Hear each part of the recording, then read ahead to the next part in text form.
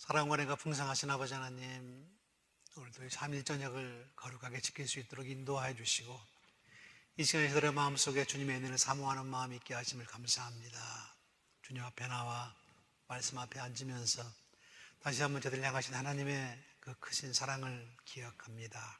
저희를 향하신 하나님의 사랑뿐만 아니라 저들의 삶에 하나님의 섭리와 뜻을 두심으로 말미암아 우리가 주님의 명령을 따라 살게 저들의 필요한 모든 것을 공급하여 주시고 저들의 삶 속에 주님을 향한 진정한 고백이 있게 하심을 감사합니다. 주님을 사랑합니다라는 고백, 그 고백이 있음을 다시 한번 확인하면서 주님 앞에 엎드린 주님의 귀한 아들 딸들 주님 축복하여 주시고 저들의 삶에 주님의 빛을 비춰주실 뿐만 아니라 주님의 말씀을 깨달을 수 있는 능력을 주시고 그 말씀을 깨달을 때 저들의 삶에 적용됨으로 말미암아 감사하는 삶을 살아갈 수 있도록 인도하실 뿐만 아니라 우리들의 삶을 통해 하나님 영광 받아 주시옵소서. 이 자리에 머리 숙인 주님의 귀한 아들 딸들 한 사람 한 사람 기억하여 주시고 주님의 은혜를 넘치게 부어 주시옵소서.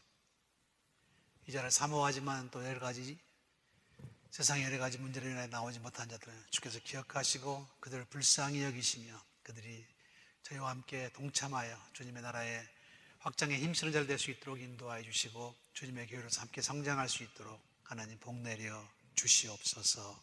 예수님의 이름으로 기도하옵나이다. 아멘. 오늘 우리가 함께 공부할 내용은 31과 구별된 백성 거룩함 되겠습니다. 오늘은 우리가 잘 아는 베드로전서 후서의 얘기를 함께 나누도록 합니다. 우리가 베드로전서 이렇게 얘기하면은 우리가 생각나는 말이 뭡니까? 여러분 교재 맨 첫 페이지에 있는 너희는 택하신 족속이요 왕 같은 제사장들이요 거룩한 나라요 그게 소유된 백성이니 라고 하는 말입니다. 그렇죠? 우리가 누구라고요? 왕 같은 제사장들이다 라고 하는 겁니다. 어쩌면 베드로서의 전체에 흐르는 그런 맥락이기도 합니다. 세상을 살아가면서 우리는 세상 사람들과 다른 것을 원치 않는다고 얘기합니다. 그렇죠? 눈에 띄지 않으려고 합니다. 그러나 사실 우리 마음속에는 눈에 띄고 싶은 마음이 있습니다. 그렇죠? 그래서 유니폼을 입어도 어떤 사람들은 유니폼을 어떻게 해요? 조금 폼을 내서 입죠. 그죠? 깃을 세우거나 허리를 묶거나 그죠? 우리 마음에는 두 가지 마음이 다 있습니다. 다른 사람들에 잘 띄지 않으려는 마음도 있고 또 남보다 좀 잘나 보이려고 하는 마음이 있고 그런데 사실 기독교인으로 세상을 사는 것도 그런 것이 있습니다. 우리는 하나님의 사람답게 구별된 삶을 살아야 되는 하나님의 백성이다. 그런 의미에서 때로는 다른 사람과는 달라야 하는 삶을 살아가는 것이고 또 한편으로는 어떻게 해요? 다른 사람들과 똑같은 삶을 살아야 되는 그런 의미와 책임과 의무가 있다고 하는 얘기입니다. 자, 이 얘기를 하는 이유는 뭐냐면 우리가 거룩하다, 구별되었다라고 하는 말을 우리가 함께 공부하려고 합니다. 여러분, 거룩하다라고 하는 말은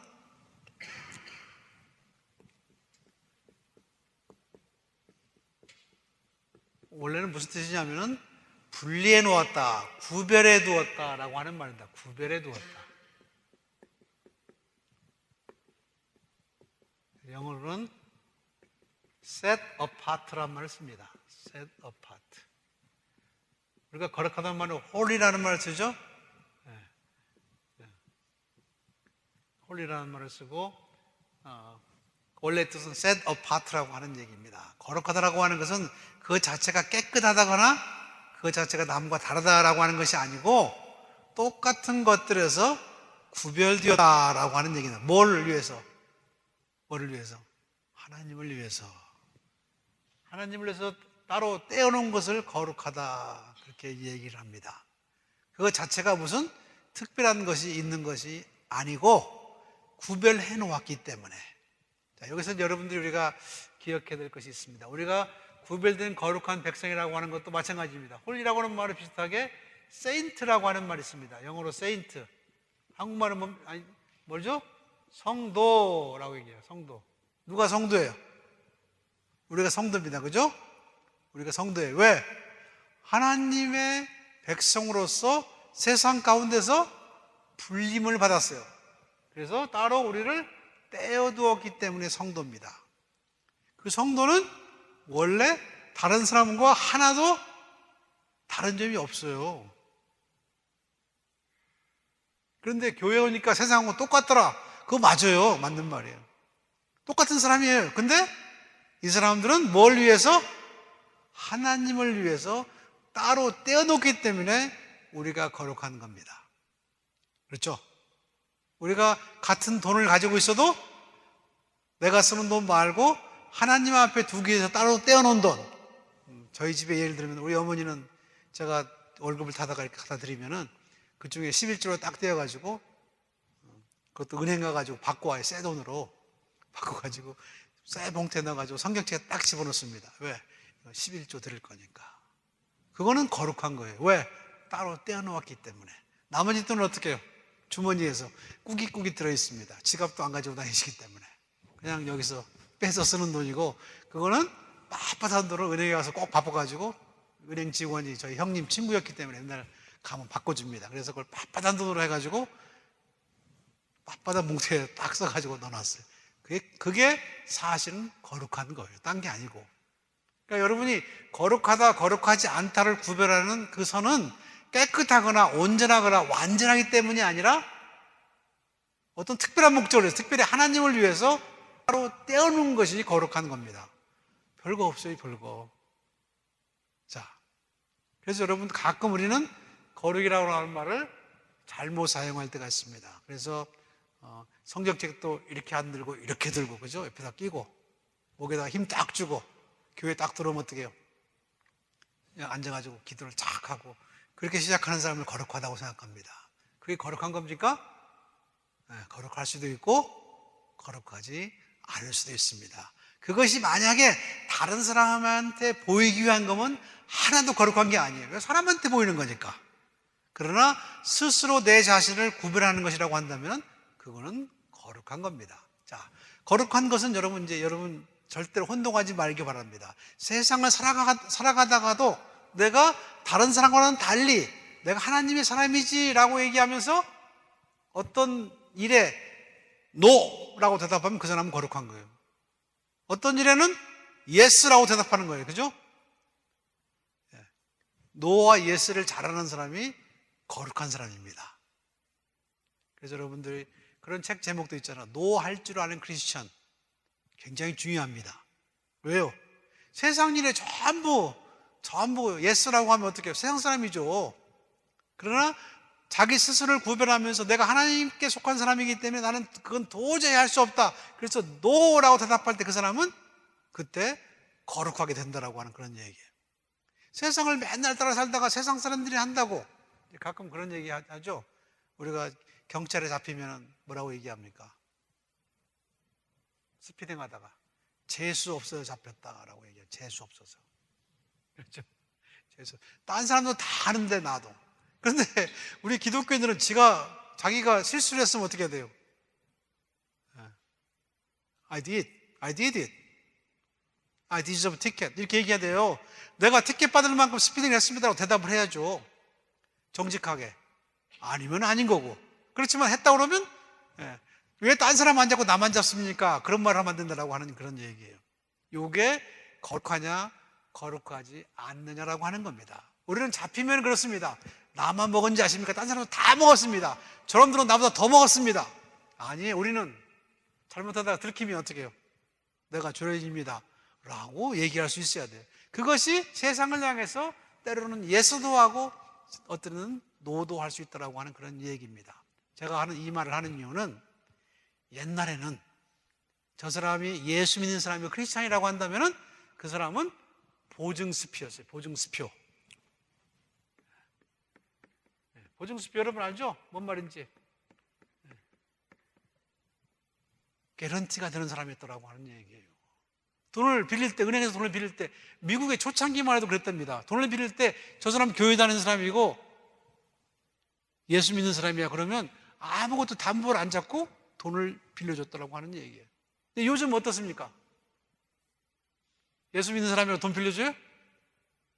안 빌려주죠, 그죠? 더 안 빌려줄 수 있어요, 그죠?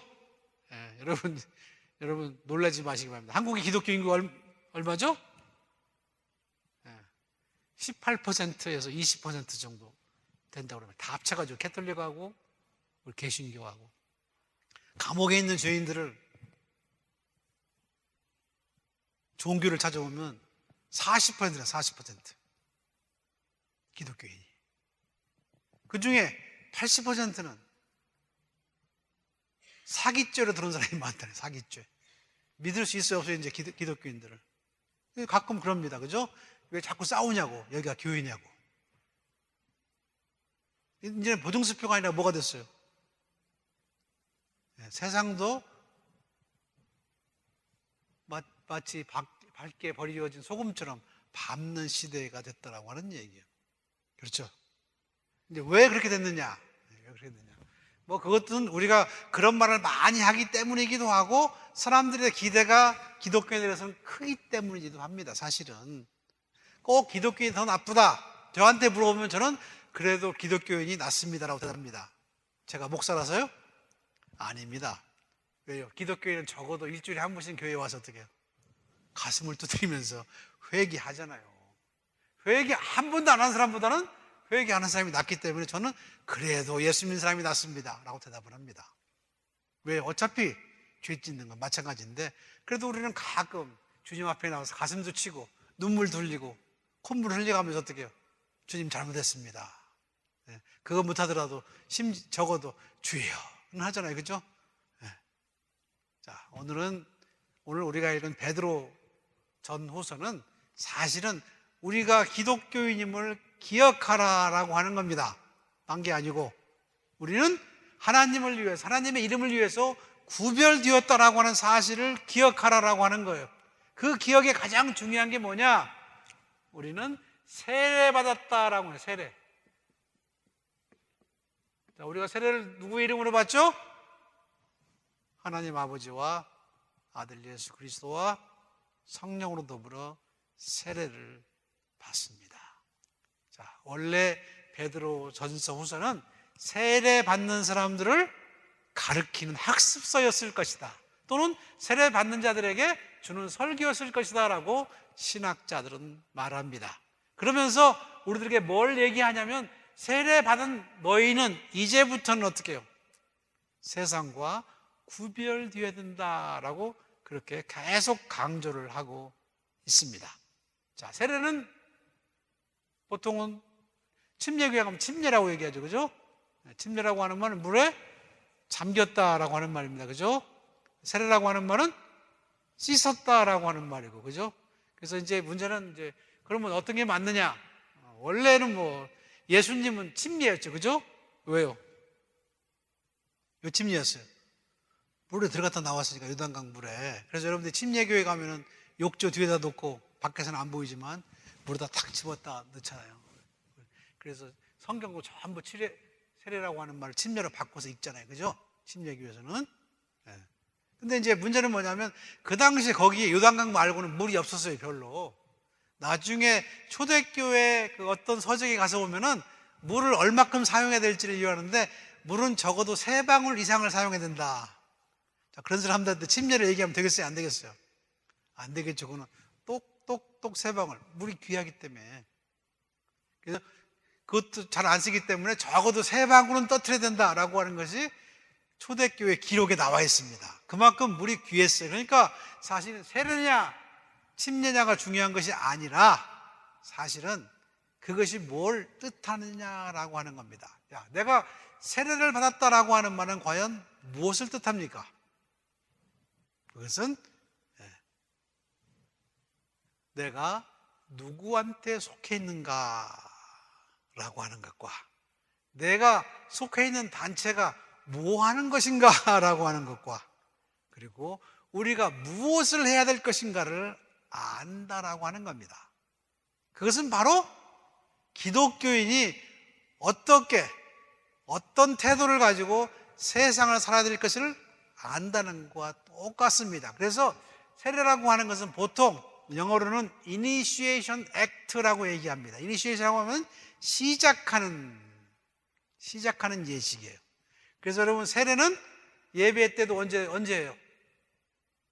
처음이 합니다. 처음에 시작하는 거기 때문에 성찬은 마지막에 합니다. 그렇죠? 세례는 시작하는 거예요. 그래서 뭐든지 시작하는 겁니다. 뭘로? 기독교인으로서 삶을 시작하는 것을 세례라고 합니다. 여러분들이 혹시 터키 성지순례를 갔다 오신 분들은 그 세례받는 구덩이를 본 사람이 있을 거예요. 혹시 보셨어요? 구덩이를 보면 구덩이에는 이렇게 층계가 되어 있습니다. 이렇게 층계가. 그래서 사람이 걸어 내려갔다가 이쪽으로 걸어 올라옵니다. 세례를 받으면. 그게 세례예요. 딴 게 아니고. 누가 올려주는 게 아니고 들어갔다 나오는 거예요. 여기 들어가면 어떻게 해요? 머리까지 꽉 차는 거예요. 높이까지. 자, 요거는 죄에 대해서 죽고 예수와 함께 부활한다는 뜻입니다. 초대교회 또 터키 지역에서는 이런 세례 예식을 많이 가지고 있었다라고 하는 거예요. 즉 죄에 대해서 죽고 예수와 함께 같이 부활한다라고 하는 의미에서 그런 세례 예식을 가졌다라고 하는 겁니다. 즉 세례라고 하는 것은 물을 뿌리는 것이지만 그것은 우리의 죄를 하나님께 고백하고 이제부터는 내가 죄에 대해서 죽겠습니다 라고 하는 예식이었고, 그리고 이제는 예수와 함께 부활할 것을 주는 확증이었다라고 하는 겁니다. 자, 세례라는 것을 공부하다 보면 그런 말이 나옵니다. 우리는 더 이상 세상 것에 의지하는 삶을 사는 것이 아니라 이제부터 내가 사는 것은 전부 하나님의 은총입니다 라고 하는 거예요. 여러분은 그런 것을 직접 얘기 안 했을지 모르지만 실은 그런 표시로 세례를 받은 겁니다. 내가 예수 믿고 살 때 그때부터 우리의 삶은 전부 다 은혜예요. 모든 게 다 은혜입니다. 내가 지금까지 살아온 것도, 지금 살고 있는 것도, 앞으로 살 것도 전부 하나님의 은혜입니다. 이제 하나님은 나를 책임지실 겁니다 라고 하는 고백이기도 합니다. 그러니 세상 사람들, 세례받지 않는 사람들이 어떻게 그 사람을 당해낼 수 있어요? 없어요? 없죠. 여러분 그죠? 심지어 로마 황제라고 하는 사람에 속한 로마의 군인들이나 장군들이 그 정도 힘이 있다라고 한다면은, 그것보다 훨씬 큰 하나님이 나의 주인이라고 한다면은 로마 황제가 당할 수 있어요? 없어요? 없죠. 그래서 예수 믿는 사람들은 세상이 감당할 수 없는 믿음을 가져야 된다라고 말하는 겁니다. 여러분 잘 아는 마틴 루터가 교황청에 가서 재판을 받고 나오면서 또 재판 가운데서 한 말이 딱 한마디입니다. I am baptized. 나는 세례받았다라고 하는 겁니다. 그거 안 하면 어떻게 해요? 처음부터까지 다 끝났다라고 하는 얘기예요. 나는 하나님이 도장 찍은 사람이다라고 하는 얘기입니다. 나는 하나님께 속한 사람이다라고 하는 얘기예요. 너희들이 무슨 말을 한다 할지라도 나는 세례받은 자라고 하는 얘기예요.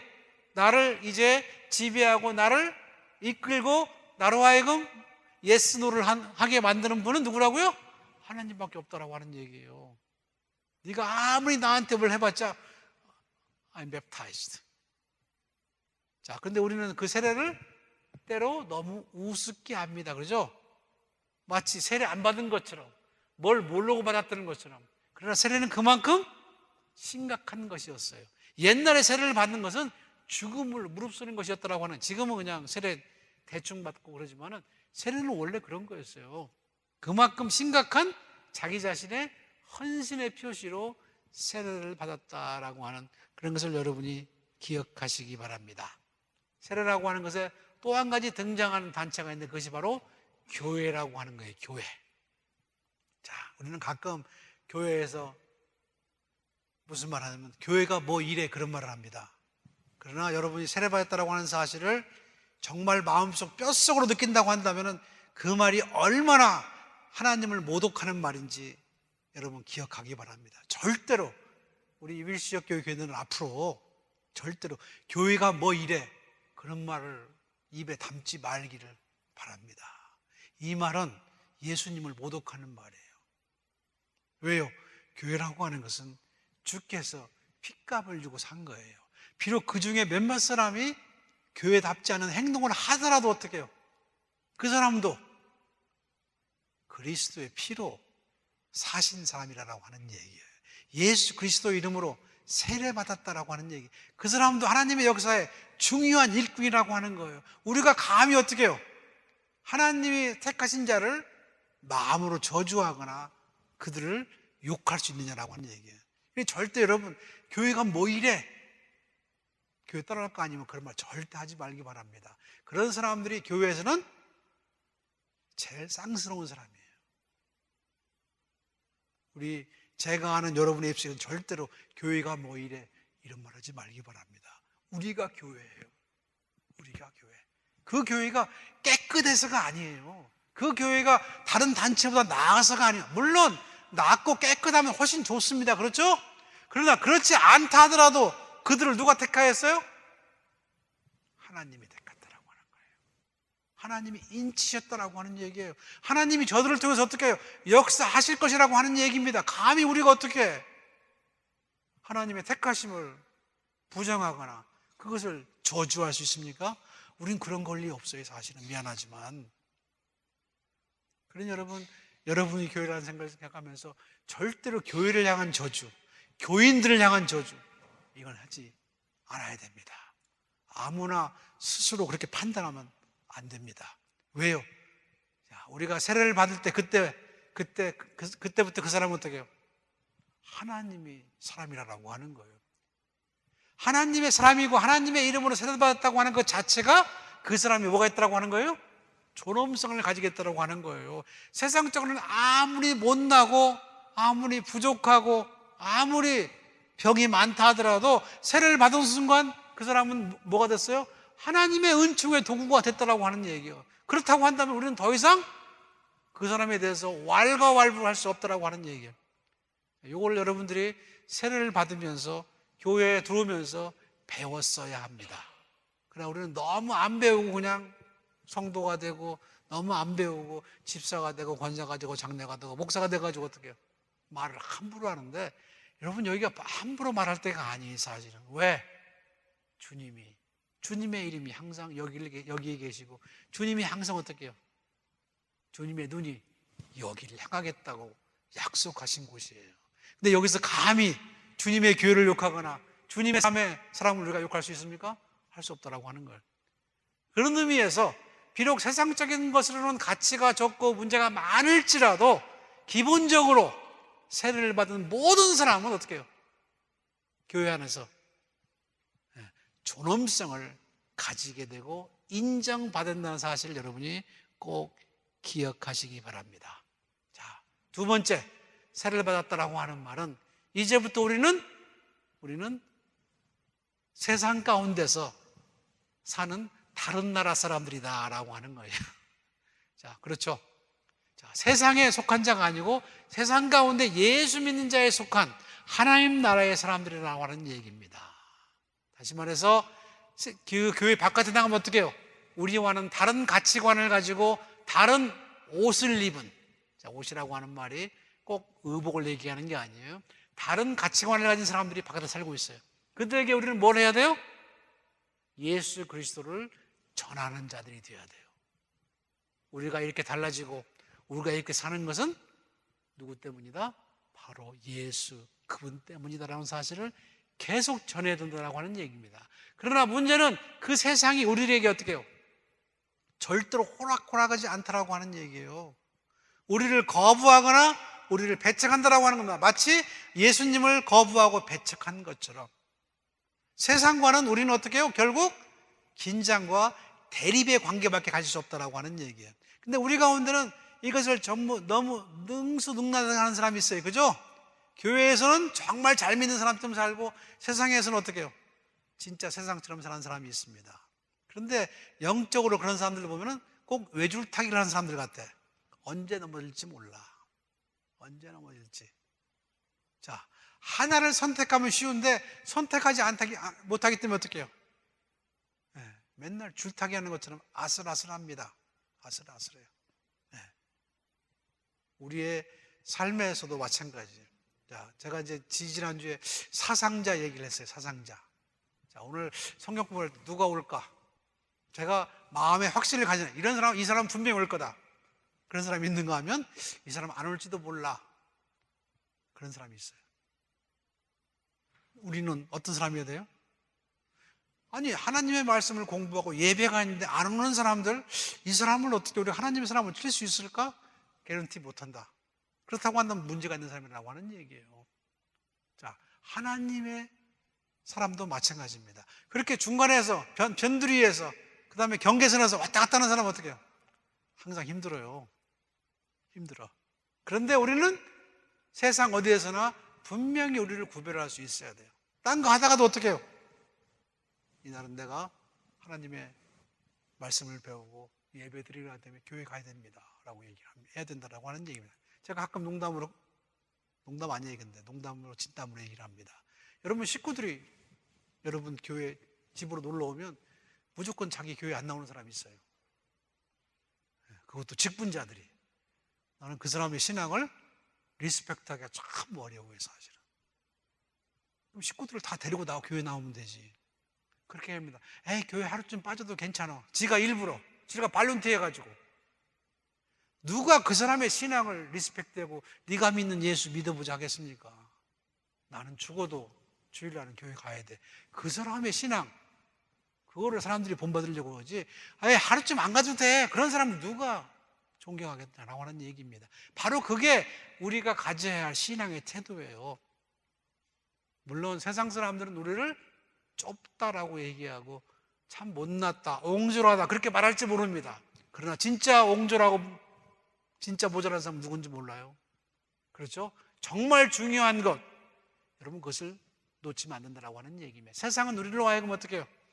계속 그것을 못하게 하거나 넘어지게 하거나 유혹해서 떨어뜨립니다. 너 하나 간다고 안 간다고 목사님이 알아차리긴 할 거야? 목사는 알아차릴 수 없을지 모르지만 하나님은 알아차려요, 다. 왜요? 여러분, 그 하나님이 일주일 내내 우리를 여기서 기다리고 있어요. 근데 우리는 그 하나님 안 보고 딴 데 간다라고 하는 얘기예요. 제가 말씀드렸어요. 하나님 누구한테 가장 관심이 많다고요? 목사한테? 나한테. 하나님은 우리를 너무나 사랑하셔서 나한테만 관심이 있어요. 온통. 나만 교회에 나와 있으면 하나님은 어떻게 해요? 기뻐서 어쩔 줄을 모르세요. 그러나 내가 교회 안 나가면 어떻게 해요? 하나님은 하루 종일 기분이 안 좋아. 우리는 그런 하나님을 믿는다라고 하는 얘기입니다. 그렇기 때문에 우리는 세상에서 그 한 주쯤 안 나가면 어때? 라고 하는 그 사람들하고 같이 살 때 거기에 긴장 관계가 생기고 대립이 생긴다라고 하는 얘기입니다. 그러나 우리를 노심초사하면서 기다리고 우리에게 복 주려고 준비해 놓은 그 주님을 우리가 어떻게 모른 채 할 수 있다라고 하는 얘기입니까? 자, 세 번째로 그렇게 우리가 정말 믿는 삶을 살면은 우리는 세상에서 뭘 받냐면 핍박을 받습니다. 핍박을, 고난을 받아요. 어려움을 겪습니다. 따돌림을 받을지도 몰라요. 친구들한테서. 그러나 여러분이 그것을 견딜 수 있어야 된다라고 하는 얘기입니다. 그래야만 하나님의 목자적이 나타날 때 우리에게 상급이 있는 것이고 우리를 잘했다 칭찬할 것이라고 하는 사실을 여러분이 기억하시기 바랍니다. 말씀을 정리하면 그렇습니다. 세례를 받았다라고 하는 말은 우리가 구별되었다라고 하는 것이고, 구별된 사람은 세상을 향해서 또 다른 가치관을 가진 사람한테 노라고 얘기할 수 있는 것이고, 때로는 어떻게 해요? 그것이 옳은 것이기 때문에 예스 할 수 있는 믿음의 용기를 가져야 되는 것이고, 그렇게 살다 보면은 세상과 긴장과 대립관계를 가지게 될 것이면은, 아니 그렇게 함으로 말미암아 세상에서 손해를 볼 수도 있지만 우리는 그것이 진정한 의미에서 손해가 아니라고 하는 사실을 알고 또 믿는 사람이다라고 하는 겁니다. 오늘 베드로 전서 후서가 바로 그런 얘기를 우리들에게 하고 있다라고 하는 얘기입니다. 중요한 것은 우리가 그 구별됨을 받았다라고 하는 겁니다. 재밌는 것은 우리가 잘나서 똑똑해서 잘생겨서 구별된 것이 아니라 하나님이 우리를 그냥 사랑하시기에 우리를 구별했어요. 내가 이제까지 잘한 것도 없는데 하나님의 손에서 나를 늘 기다려. 다른 사람이 아니고 그런 하나님을 여러분은 꼭 만나시고 그 하나님 때문에 여러분의 삶이 구별되는 그런 여러분이 되시기를 주님의 이름으로 축원합니다. 그렇게 된 사람에게 하나님은 약속을 주십니다. 그 약속이 뭐냐면은 내가 너와 함께 세상 끝까지 함께 할 것이다 라고 하는 그런 얘기입니다. 그래서 여러분, 교회라고 하는 곳은 바로 그런 곳입니다. 세상 끝날까지 함께 하는 곳이에요. 그렇죠, 여러분? 그래서 교회는 살다가 어려움을 당한 사람한테 끝까지 옆에 있어주는 그런 단체라는 사실을 여러분 기억하시기 바랍니다. 사람들이 잘 될 때는 안 찾아가도 돼요. 그러나 어렵게 될 때 우리는 열심히 찾아가줘야 됩니다. 왜? 교회는 원래 그런 곳이에요. 우리가 의지할 것이 아무것도 없어요. 교회밖에. 언제? 세례를 받는 순간 우리는 어떻게 해요? 교회라고 하는 너무나 큰 축복을 함께 받았다라고 하는 그런 얘기입니다. 교회는 우리와 함께 슬퍼하고 우리와 함께 기뻐하고 우리와 함께 앞으로 계속 인생의 삶을 같이 갈 동반자라는 사실을 여러분이 기억하시고 심지어 우리가 예수 안에 가진 소망은 죽었을 때나 살았을 때나 똑같이 계속 연장되고 있다라고 하는 그런 얘기입니다. 우리 주님 예수께서 부활하셨기 때문에 우리도 마지막 날 주님과 함께 부활할 것을 믿습니다. 지금 당장 죽었고 살았고의 구분은 세상적인 구분이다라고 하는 얘기입니다. 예수 안에 살아있는 자는 결국 살아날 거다라고 하는 것을 우리는 믿습니다. 그 소망을 가진 자들 세상이 어떻게 감당하겠느냐라고 하는 그런 얘기입니다. 아까도 말씀드렸지만은 세례 받는 것처럼 우리가 예수와 함께 죽었고 예수와 함께 살아난 사람들이라는 사실을 기억하면서 세상의 그 어떤 가치 기준도 심지어 죽음과 생명까지도 우리를 그리스도 사랑에서 나눌 수 없다는 사실을 기억하는 그런 여러분들로 세상을 살아가는 세례받은 진정한 의미의 세례받은 여러분 모두가 되시기를 주님의 이름으로 축원합니다. 여러분 교재 잠깐 보도록 하겠습니다. 여러분 교재에 보면은 성경의 가르침에 가서 보면은 하나님을 위해 구별된다라고 하는 말이 나왔습니다. 성찬용차는 거룩한 겁니다. 그렇죠? 그것을 오렌지 주스를 위해서 마시기 위해서 그런 것이 아니라 성찬식을 위해서 구별되었기 때문에 성전은 그죠? 요즘은 뭐 성전 다 걷어가지고 땅 가는 때가 있지만 하나님께 예배드리기 위해서 구별된 곳이기 때문에 거룩한 곳이다라고 하는 그런 얘기입니다. 네, 여러분 잘 생각해 보시기 바랍니다. 우리의 삶도 마찬가지죠.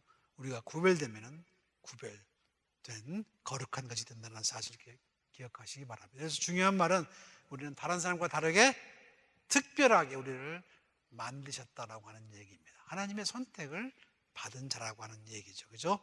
네. 잠깐 그 옆에 보면은 조가비가 나오죠? 조개 껍데기. 원래 그 안에 물을 떠가지고 세 방울 뚝뚝 터뜨리면서 내가 아버지와 아들과 성령의 이름 세례를 주노라라고 했던 그 조가비가 바로 그런 겁니다. 이제 가끔 그 목사 고시를 볼 때 이제 그런 얘기를 합니다. 어떤 사람이 이제 전쟁에 나왔는데 전쟁에 채플린으로 나간 사람이 있었어요. 근데 어떤 사람이 총을 맞아가지고 곧 죽어가요. 그래서 신부님 세례를 주십시오. 근데 물이 없어.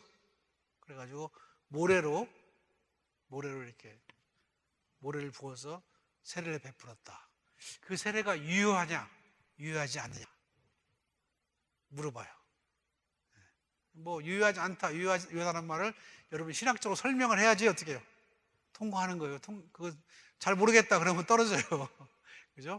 사실은 어떤 의미에서 사실 물은 매개체입니다. 물 자체에 무슨 뭐가 있는 건 아니고 사실은 그것이 하나님의 은총의 도구로 사용되었다는 사실 여러분 기억하시면서 실은 그것도 주님의 이름으로 되었기 때문에 세례로 받아들일 수 있다라고 하는 얘기입니다. 그렇기 때문에 물을 뿌렸느냐, 물을 부었느냐, 물속에 집어넣느냐 그것은 별로 중요한 것이 아니에요.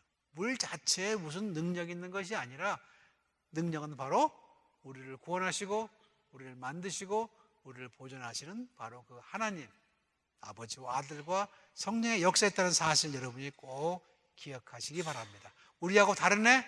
다를 수 있습니다. 그거 가지고 너무 고민하지 말기 바랍니다. 나는 그냥 스프링클러만 했기 때문에 요단강 가서 다시 한번 받아야 되겠어. 그런 사람들은 조금 문제가 있습니다. 여러분 안 받아도 돼. 한 번만 받아도. 그 다음에 피에 관한 얘기가 나오죠. 그 다음 페이지 가서 보면 피라고 하는 것은 하나님의 우리를 향한 예수 안에서의 희생을 얘기한다라고 하는 거 여러분 기억하시고, 새 성전의 모퉁이 돌. 옛날에는 성전이 건물이었지만 지금은 어떤 거예요? 하나님의 사람입니다. 우리가 바로 하나님의 성전입니다. 우리의 몸이 또한 그리스도의 성전이 될 수 있다는 사실 여러분 기억하시기 바랍니다. 중요한 것은 우리는 세상에서 별로 환영받지 못할 수 있다는 사실을 여러분 기억하시고 각오하시기 바랍니다. 우리는 세례받았을 때 이미 각오를 했어요. 사실은 나는 세상의 어떤 형태로의 악이라도 버릴 것을 여러분 앞에서 선서합니다. 안 한 사람도 있죠? 여러분 자신이 한번 읽어보세요. 그 선서에 나옵니다. 나는 세상의 어떤 형태의 악이라도 버리고 그거에 저항할 것을 선언합니다. 그런 세상에 잘못된 것들은 어떤 것이라도 어떻게 해요? 다 버려야 된다라고 하는 그런 얘기입니다. 나는 딴 사람보다 조금 먹었다, 죄가 적다, 이건 우리의 이유가 안 돼요. 안 돼. 잘못된 건 잘못된 것이고 틀린 건 틀린 겁니다. 회개하고 하나님, 내 죄가 여전히 여기 있습니다 라고 고백하면서 회개하는 우리가 될 필요가 있다라고 하는 그런 얘기입니다. 그 다음에 언약 백성에 대한 얘기가 나오죠. 자, 문제는 이제 예수님이 오시기 전에 유대인들의 문제가 좀 있죠. 유대인들은 사실은 소위 말해서 율법주의에 빠졌다라고 그렇게 얘기를 합니다. 율법주의라고 하는 것은 뭐냐 하면은 자기네들은 다른 사람과 다르게 구별되었고 율법을 받았기 때문에 선택된 백성들이다라고 하는 얘기입니다. 다른 백성들은 율법을 받지 못했고 율법을 지키지 못하기 때문에 이등국민이고 이방인이다라고 하는 생각. 물론 그 말이 틀린 건 아니지만은 사실 이스라엘을 택한 이유가 뭐냐라고 하는 겁니다. 자, 이스라엘을 택한 이유를 사도 바울은 이렇게 얘기합니다. 하나님은 세상에 모자란 것들, 부족한 것들, 어리석은 것을 택해서 역사하심으로 말미암아 뭐 한다고요? 그들이 뭘 하는 것이 아니라 그들을 택하신 하나님이 역사하시는 것을 보여주신다라고 하는 얘기입니다. 그러면 택함이라고 하는 것은 잘나서가 아니라, 똑똑해서가 아니라, 뭘 남보다 뛰어나기 때문이 아니라 어쩌면 좀 못났고 그거밖에 할 게 없기 때문에 하나님이 선택해 주실지 모른다는 생각을 여러분 한번 생각해 보시기 바랍니다. 사실 우리가 예수 믿는 거 빼면은 우리가 자랑할 게 있습니까? 없죠? 그럼 여러분은 제대로 선택받은 거예요, 사실은. 예수 믿는 거 빼고도 자랑할 게 있으면 조금 문제가 있는 겁니다, 아직도. 사도 바울의 얘기가 내가 이제까지 이룬 모든 것들을 전부 배설물로 여긴다라고 하는 말은 바로 그런 말이에요. 그런 말이에요. 내가 세상에서 이루었고 내가 세상에 잘하고 지금 내가 재주 있는 것, 그것이 아직도 남보다 잘하고 잘났다고 생각하면 그 사람은 아직 예수 믿는다 것에 큰 복을 아직 알지 못하는 사람입니다. 나는 예수 믿는 것밖에 없습니다. 그 사람은 정말 큰 복을 입은 사람이고 하나님의 선택을 받은 사람이라는 것을 여러분 기억하시기 바랍니다. 우리의 선택은 우리가 하는 것이 아니라 사실은 하나님이 하신 것이고 하나님의 뜻대로 한다는 사실을 여러분 기억하시기 바랍니다. 자, 결혼에 관한 문제가 거기 나오죠. 여러분 베드로전서 3장에 나오는 얘기인데, 아내된 자들아 이와 같이 자기 남편에게 순복하라. 중요한 말은 그런 말이에요. 그래서 순복함으로 말미암아 혹시 안 믿는 남편이 혹시 그 아내로 말미암아 구원을 얻게 될지 어떻게 아느냐라고 하는 얘기입니다. 그렇죠? 그런 얘기가 거기에 나오고, 그 다음에 이제 그 뒤에 가서 보면은 남편들은 아내들한테 약한 것으로 여기고 그리고 귀하게 여기라 라고 얘기를 하는 그런 장면들이 나오는데, 이거는 사실 그 당시 상황에 비해서는 굉장히 업그레이드 된 거예요. 왜? 그 당시에 여자나 아이들은 전부 남자의 소유물로 여겨지는 그런 때였기 때문에 그 시대에 봐서는 굉장히 업그레이드됐고 업데이트된 그런 사고를 가지고 있다라고 하는 그런 얘기입니다. 고난에 관한 문제는 제가 지난주 설교에 얘기를 했습니다. 그렇죠? 베드로 전서에 나오는 얘기. 우리가 예수를 믿으면 예수를 잘 믿는 것 때문에 고난을 받게 될 것이다. 우리가 예수를 잘 믿으면 세상과의 어떤 대입각을 가지게 될 텐데 그때 그 마귀를 대적하라. 그죠? 하나님을 가까이 하라. 그러면 어떻게 해요? 우리가 하나님께 오히려 복을 받을 수 있을 것이다라는 얘기 여러분 기억하실 겁니다. 그리고 내가 만약 받는 고난이 예수를 사랑하기 때문에 예수를 닮기 위해 받는 고난이라고 한다면 그것은 복으로 여기라라고 그런 얘기입니다. 예수의 고난에 내가 동참하는 것이기 때문에 실은 그렇습니다. 우리에게 있는 고난의 모든 그 요소 중에는 주님을 닮을 수 있는 그런 요소가 분명히 있긴 있어요. 그렇다고 해서 억지로 고난을 받으라는 얘기는 아닙니다. 고난을 받을 때 그 고난을 잘 견디고 오히려 하나님을 찬양할 수 있는 그런 모습이 될 수 있는 것이고 오히려 우리에게 고난 주는 사람을 용서함으로 말미암아 그리스도의 사랑을 본받을 수 있는 요소가 분명히 있다라고 하는 얘기입니다. 고난 그 자체만 생각하면은 별로 이득이 없겠지만은 그 고난을 이겨내신 주님을 기억하고 그 고난을 이겨내게 해주시는 하나님을 기억하면서 여러분의 고난을 잘 견디면 오히려 하나님께 영광이 될 수 있다는 사실을 기억하면서 그런 과정에서 그리스도의 품성을 우리가 어떻게 해요? 우리의 삶 속에 만들어갈 수 있다라고 하는 그런 얘기입니다. 그러니까 고난이라고 하는 것은 다 쓸데없는 것이 아니라 우리로 하여금 그리스도를 닮아가는 품성을 가지게 하는 그런 역할도 한다라고 베드로서는 우리들에게 가르쳐 줍니다. 자, 재림에 관한 것은 여러분이 잘 아시는 것처럼 밤에 도적같이 올 것이기 때문에 항상 근신하고 잘 살아라는 얘기가 요옵니다. 제자의 표현하면 그렇습니다. 제자들은 내적으로 특별한 성품을 지니고 있으며 외적으로는 사랑의 징표를 지니면서 다른 사람들과 다르며 특별히 구별된 백성이라는 것을 안다. 그렇습니다. 오늘 우리가 배워야 될 말은 바로 그것 말이에요. 우리는 특별히 하나님의 선택을 받은 자로서 세상 사람들과는 달라야 된다라고 하는 얘기입니다. 생각도 말도 행동도 다 포함해서 다를 필요가 있다라고 하는 얘기입니다. 하나님은 우리를 그렇게 구별하셨어요. 우리들의 가정에서도 친구들 간에도 그리고 교회에서도 사회에서도 우리는 달라야 됩니다. 왜? 예수 믿는 사람이기 때문에 세례를 받은 사람이기 때문에 주님께 속한 사람이기 때문에 세상의 가치관보다 훨씬 더 어떻게 해요? 가능하면 그들이 가지고 있는 가치관을 뛰어넘어야죠. 우리가 살고 있는 삶의 수준이 어떻게 해요? 세상 사람들과는 세상보다 훨씬 높아야 된다고 하는 겁니다. 근데 물론 아직 그러지 못한 사람들도 있습니다. 그러나 그들도 어떻게 해요? 결국 그렇게 될 것을 우리가 도와주고 격려하고 그리고 그들에게 도움을 주시는 사람이 되야 된다고 하는 그런 얘기입니다. 우리가 갖고 있는 거룩이라고 하는 것은 절대 안 좋은 게 뭐냐면 교만한 거룩이라는 게 있어요. 교만한 거룩. 마음속에 교만한, 내가 너보다 낫지. 여러분, 영어로는 holier than thou라고 얘기합니다. holier than thou attitude. 굉장히 나쁜 거예요. 내가 너보다는 그래도 낫지. 물론 사람들이 다 제 잘난 맛에 산다고 얘기하지만 교회에서는 그런 태도 가지면 안 돼요. 교회에서는 사도 바울이 말한 것처럼 내가 죄인 중에 괴수다라고 하는 얘기입니다. 사실 다른 사람의 죄를 본다라고 하는 말은 그 죄의 모습이 누구한테 있다고요? 나한테 있다라고 하는 그런 거예요.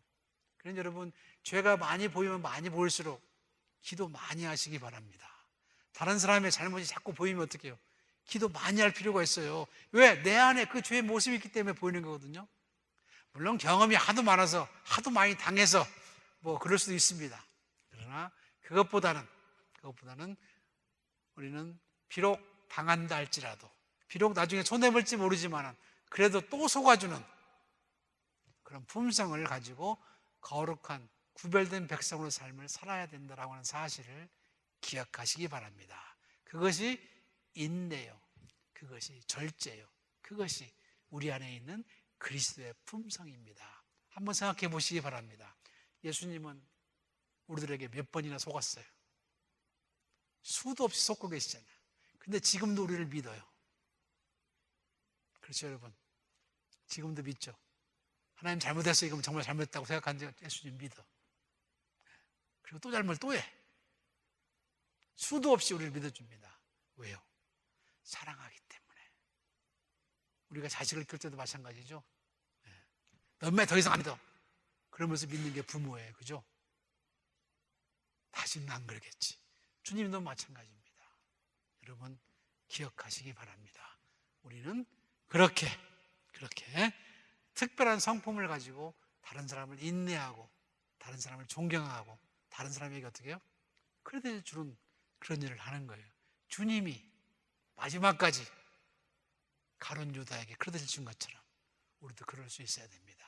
저는 가룟 유다가 회개하고 돌아왔으면 주님이 어떻게 했었을까? 저는 용서하셨을 것이라고 믿어요.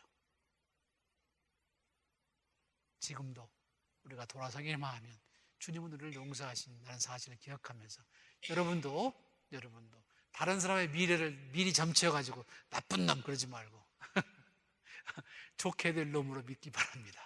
좋게 될 것을 믿기 바랍니다. 그러면서 어떻게 우리는 끊임없이 주님이 주신 것처럼 사랑을 베풀고 인내하고 참아주고 그렇게 함으로 말미암아 우리의 삶에서 우리가 구별된 자요 하나님께 속한 자요 예수 그리스도께 속한 자라는 사실을 세상에 드러내는 삶을 살아갈 수 있기를 주님의 이름으로 축원합니다. 기도하겠습니다.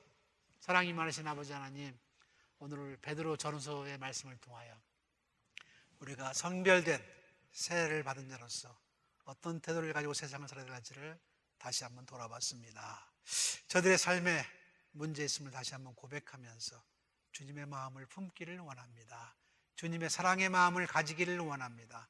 주님이 우리를 참고 우리를 용서하시는 것처럼 저희도 참고 용서하면서 사람들을 기다려주고 그들에게 은혜를 베풀고 끝까지 믿어주는 아름다운 성품을 가진 주님의 제자를 될 수 있도록 하나님 복 내려 주시옵소서.